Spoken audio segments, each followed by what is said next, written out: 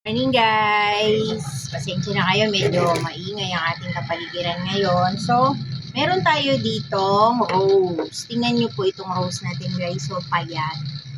Pero meron pa siyang isang bulaklak. So, tayo ay magtitrim. Papakita ko po sa inyo yung pagtitrim natin.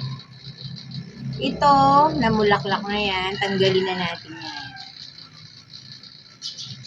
Tatanim natin yan para hindi sayang. Yan yung pinagbulaklakan. Sana yung maging effective. Ano po, pinakialaman ni nanay. Mapapagalitan tayo niya ni bossing. Sasabihin, pinakialaman mo na naman ang halaman. Yan. Para maganda.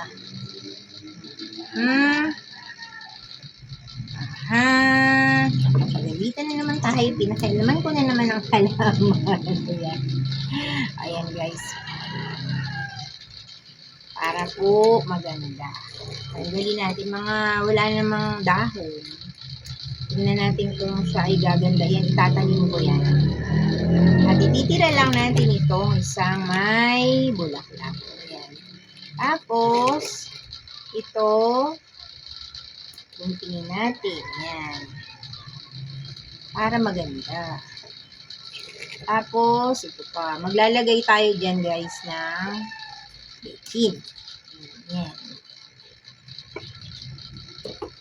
Lalagay tayo ng bechin. Nakikita nyo po ba guys? So, bungkalin ang halaman.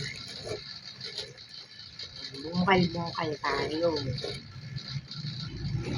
Siguro, dadagdagan natin ito ng bechin. Ingatan natin yung dahon. Yung ugat. Ayan. Madumi na tayo. Puro putik. So, tutuloy natin guys. Yan.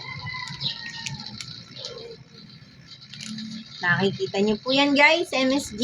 Ilalagay natin yan. Ilagay. Para daw siya tumaba. Guys, nakikita nyo po. Ayan. Tapos, takpan ng lupa.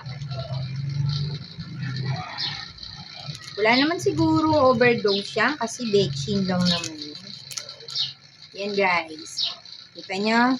Kaya nga po bechin ang ginagamit ko para siguradong walang overdose sa ating halaman.